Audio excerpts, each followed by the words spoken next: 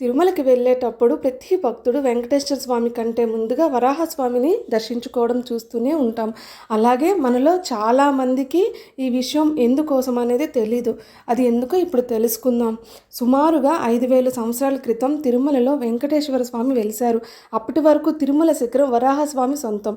అప్పటిలో వరాహస్వామి వద్ద శిఖరంపై 100 చదరపు అడుగుల స్థలాన్ని బహుమతిగా తీసుకున్నాడు వెంకటేశ్వర స్వామి. దానికి బదులుగా శ్రీనివాసుడు ఒక హామీ ఇచ్చాడు వరాహస్వామి. అదేమిటంటే తన కోసం వచ్చే భక్తులు ముందుగా వరాహస్వామిని దర్శించుకు వచ్చేలా చూస్తానని చెప్పాడు.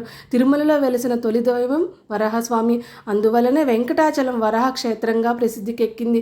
వెంకటేశ్వర స్వామికి వరాహస్వామి స్థలం ఇవ్వటం వలన వరాహస్వామికి తొలి దర్శనం, మొదటి అర్చన, మొదటి నివేదన జరిగేట్లు రాగి పత్రం మీద రాసి ఇచ్చారు వెంకటేశ్వర స్వామి. ఈ రాగి రేకును అర్చన తీసుకున్న భక్తులకు ఇప్పటికీ చూపిస్తూనే ఉన్నారు. మీలో వరాహస్వామి దర్శనం ఎంతమంది చేసుకున్నారు?